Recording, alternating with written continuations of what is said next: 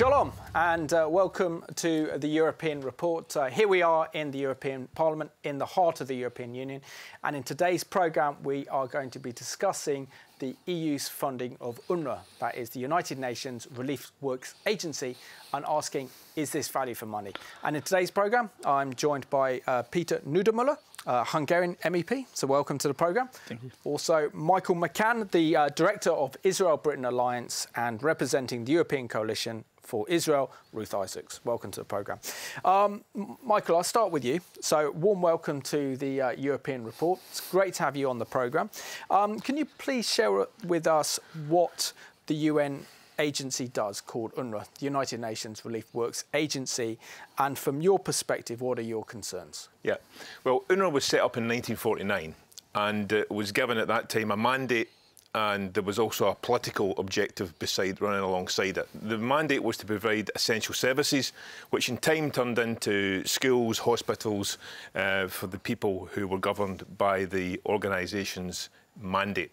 Separately, the political objective was to reach a lasting and just settlement in the Middle East. Obviously, it followed the 1948 war, started when 5 Arab countries invaded the nascent Israel. The problem is that UNRWA has now become the antithesis of what it was designed to achieve, because, as Jared Kushner said recently, it's inefficient, corrupt, and it's now an obstacle for peace. The services that UNRWA provides should be provided by a state. You know, the British government, the Hungarian government, whichever government whichever country we're a part of, provides services like education and health, and UNRWA provides that. So it takes away that responsibility from the Palestinian leadership, so they can continue refusing to participate in peace negotiations to find that lasting and just settlement. And then what happens is that they're completely given up on their responsibility to look after their own people.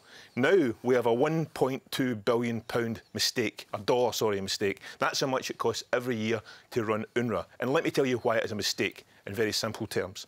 It's this, that a year after UNRWA was founded, the UN created the High Commission for Refugees.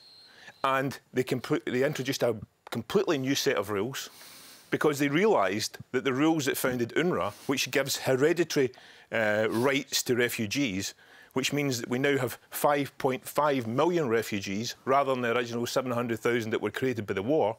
That's why it's a mistake, because instead of solving the problems, UNRWA creates more problems and is now a business which people do not want to see stopping. They want to continue, which means taxpayers' money across the globe is being wasted in an organisation which will never, ever find that lasting and just settlement it was originally designed and conceived to create.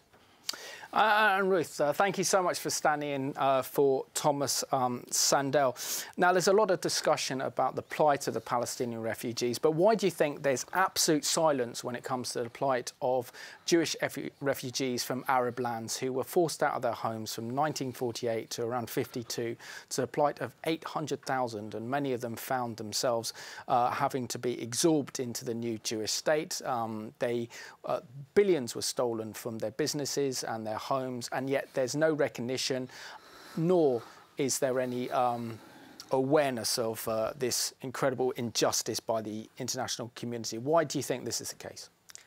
Because simply, Simon, it is not about the refugees, and it's not about the plight of the refugees. It is only because the whole UNRWA business, just like Michael very correctly said, it is about a business, that it is about creating a problem for the new Jewish state that was created in 1948. We believe that the Jewish refugees, it was about more or less the equal amount of number of refugees, just like the Arab refugees of that time, and we believe that they never got any attention or any serious proposals about giving back what it was owed to them, or recognition of what happened to their history and the whole ethnic cleansing that happened from that region.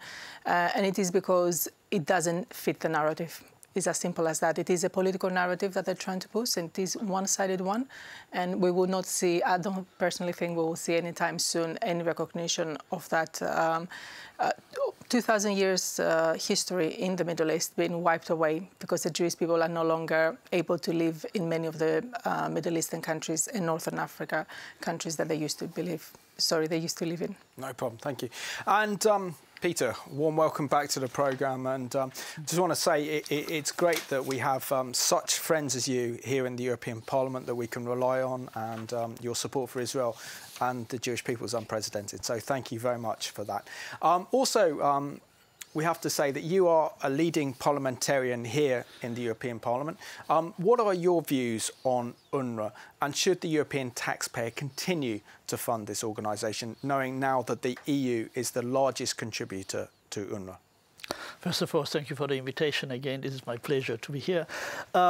I think so. There are two sides of the problem as far as I can see. On the one side, of course, we should appreciate the humanitarian work of UNRWA. There is no question of that. But the problem is, from my point of view, that UNRWA became a kind of political organization, not just dealing with humanitarian issues, but also with political issues. Just one example, I think so. I can see very clear signs of an anti-Israel approach at this organization, and I think so this is the problem. If it is a UN organization, and they would like to have EU support, in that case, UNRWA should be politically neutral. Absolutely. And this is absolutely not the case just now. And therefore, I think so, we have to monitor very, very carefully the activity of UNRWA. And of course, we should support everything and everybody who supports the peace process in the Middle East. But I am a little bit afraid that in the case of UNRWA, there are some other intention, and this is somehow a kind of political manipulation behind the activity of UNRWA, and therefore I think so we have to investigate very carefully what happens in this organization. Very good. And Michael, why does the EU and EU member states continue to fund UNRWA, and particularly now is that the EU is now the largest contributor to this UN agency, particularly now that the Trump administration has pulled out all its funds from this organisation, especially when they failed to resettle refugees, created new generations of fake refugees, going almost into 3 or 4 generations, and at cost of billions of pounds and billions of euros. Well, I think there's a mixture of wrong reasons, but there's also an overriding reason which is a genuine one, and it's something that Peter mentioned in response to the last question. There is a genuine recognition, and I visited the area as a non-parliamentarian and as a parliamentarian, and I got hands-on testimony from people on the ground. So I know that UNRWA does great works. I've met the kids in the schools who are getting great education. The problem is that many of the schools and hospitals are also used as bases for weaponry and used by Hamas and other terror groups. So there's a genuine desire to help people who are in need, and I think that's a perfectly reasonable position for people to take. But there's also a misguided sense of right and wrong, and it's because people have been fed a completely false narrative by Palestinian propagandists who feed this idea that somehow they're being mistreated by Israel and because of the status that they've created, having created 3 wars in 48, 67 and 73, and the annual toll of violence that it's been responsible for. But it blames everyone else, doesn't take responsibility for their own actions. So there's that misguided sense of right and wrong that a lot of our parliamentary democracies look at the whole question through the wrong prism. And finally, there's this self-loathing that is most keenly seen in Britain at the moment through the British Labour Party, a party that I was formerly part of, which is that there's a self-hate of the West, that somehow anything the West does is wrong, and therefore we should set our allegiances aside people who are against us. And it's most prominent within the British Labour Party through Jeremy Corbyn's leadership. But I can see that same type of behaviour being exhibited across the European Union. That's why countries like Sweden and others jump in to try and fill the void, but they miss the point in doing so. By providing or suggesting they're going to provide the finances that will fill the hole that the US creates, then they will in turn lead the Palestinians to the conclusion that they don't have to come to the negotiating table, and they can continue to rely on UNRWA to provide the civil society that they should be providing. Absolutely. And Ruth, why do you think the international community blames Israel for the plight of the Palestinian refugee problem when the Palestinian leadership itself constantly call for the right of return? And in other words, that is code for destruction of the Jewish state. And why are they so silent about the treatment of Palestinians by their fellow Arab brothers when they're considered and treated like worse than third-class citizens? Right. Basically, just like Michael said, there is the cost. There is a financial cost, and that is over $1 billion per year. But actually, the humanitarian cost, we do try to solve a humanitarian problem by creating UNRWA, but actually we'll create a much bigger one, because this is a perpetuation of a very sad reality. And there were millions of refugees at that time when the Ottoman Empire was dissolving and these new nations were forming. But the reality is, just like you said, that these Palestinian people have been treated as a third-class citizen in these refugee camps. They don't have the opportunity to move on with their lives, and they are used and manipulated by the leadership, the Palestinian leadership, but overall, beyond the Palestinian leadership, the Arab leadership, in order to be used as a pawn against Israel. And that is a very real humanitarian problem that needs to be dealt with, and it can only be dealt with by hard facts, basically, and saying the truth. Absolutely. And Peter, sadly, the plight of the Palestinian refugees is very much an emotive issue. It's a sensitive issue, but it's also an issue that's used to attack Israel, particularly here in the European Parliament. But why is it that those MEPs that support the plight of the Palestinian refugees, support UNRWA, and others that take a very hostile position towards Israel, never ever talk about the plight of Palestinian refugees in the Arab world? For example, in Lebanon, where if you're a Palestinian refugee living in a refugee camp, you are stopped or prevented from having an education, university education that is, prevented from the top professions, and face unprecedented discrimination. Same in Syria, where the Assad regime has attacked and murdered over 4,000 Palestinians, and then Palestinians living in Iraq have faced the prospect of being ethnically cleansed, and yet the world is so silent when it comes to this issue. How important is it that we raise this issue if we truly care about the plight of the Palestinians? It's absolutely true what you told us. I think so. We have to see that the Palestinian issue, also in the European Parliament, became an object of political and informational manipulation.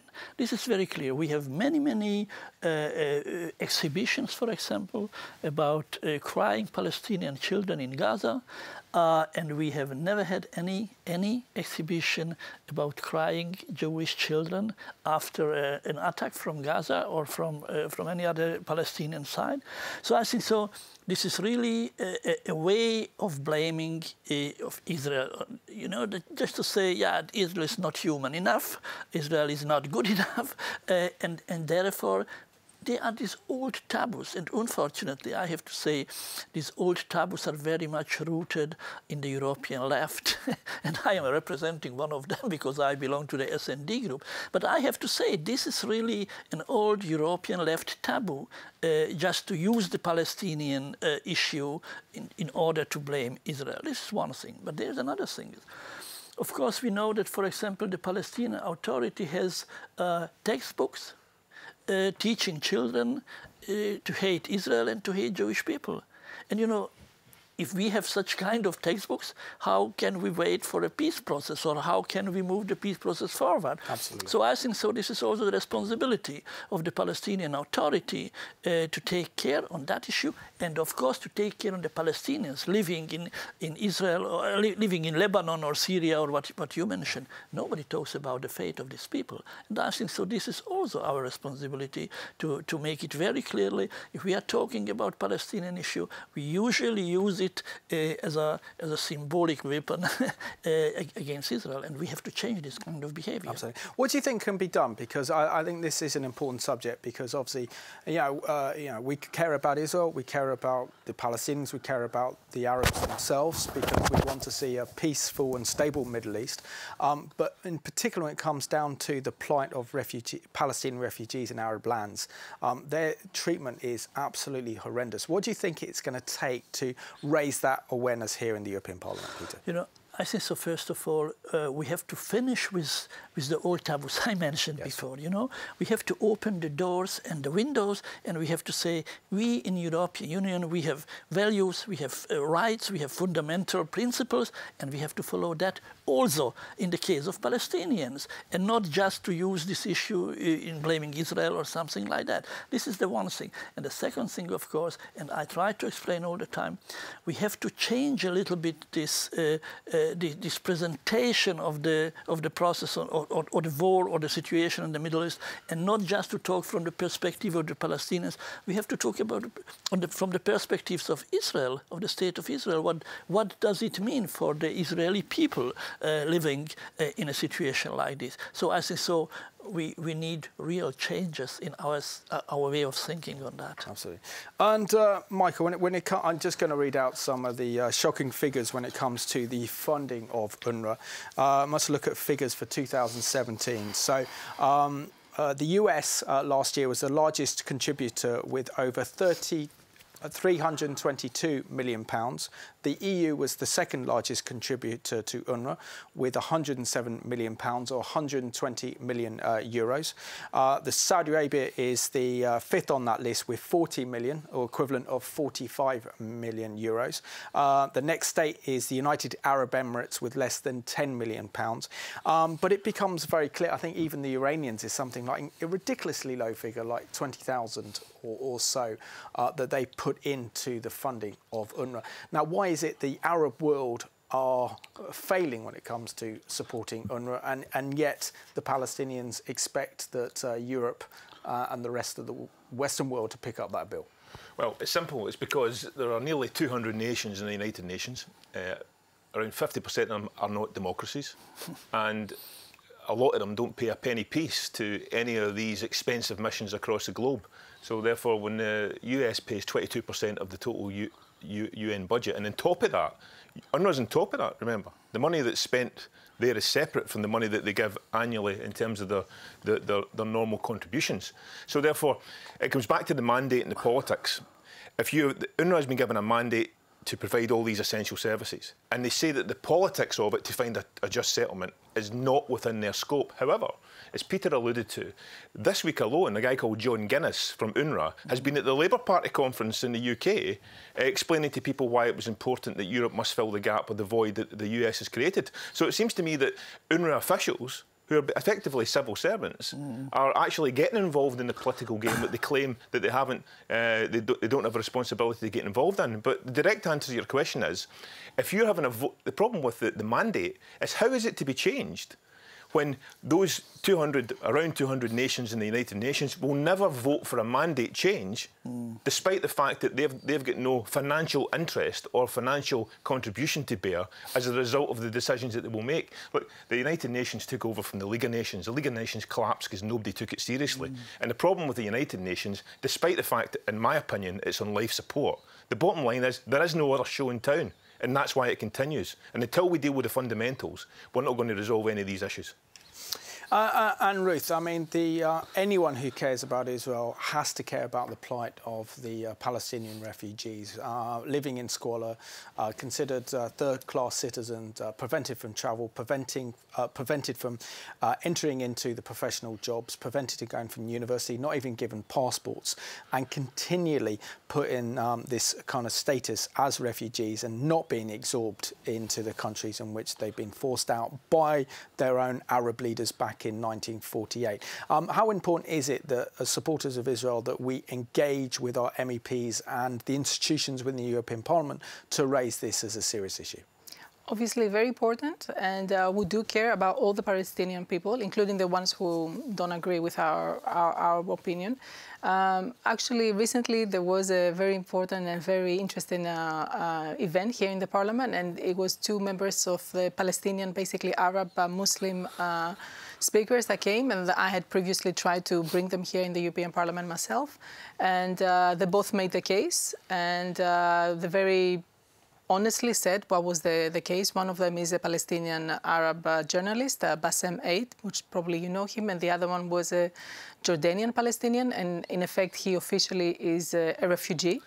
And he says that basically he has no rights in Jordan and how he is a second-class citizen. And because he does raise this issue in his own birth country, he had to leave the country. He now lives in the UK because otherwise he was going to be killed. It's as bad as that. And basically, we do have to raise the issue. Unfortunately, not every member of parliament is aware, but not everyone is just like MEP Niedermüller. Not everyone is fair enough or open enough to hear the other side. They are so used to that one-sided story that when you do tell them that there is suffering of the Palestinian people, that it is a direct result of the policies of the EU. Unfortunately, what we see is that either they blame Israel or they don't believe that we're telling them the truth. So it is about raising awareness again and about building the bridges. We have been trying to do that, and the brave people from the Palestinian side, that they are brave enough to cross the bridge together with us. Unfortunately, they face a lot of opposition, and some of them literal death sentences. And that is unacceptable. I don't see why the EU cannot condemn such a horrible treatment of human rights and saying that they care about the Palestinian people at the same time. Absolutely. And Peter, how important is it that our viewers from across Europe contact MEPs like yourself to raise awareness about how our taxes are being abused by UNRWA and it's become a political weapon, and there's also silence when it comes to the plight of Palestinians across the Arab world who are considered worse than third-class citizens, and that is where the real apartheid is taking place? You know, I think, and I try to explain all the time here in the Parliament, that this is not our duty to blame Israel or to blame the Palestinians or to blame it. We have to, and you told it, we have to build bridges, and we have to be objective, you know. And absolutely. Just now we have a very, very one-sided politics in the European Parliament.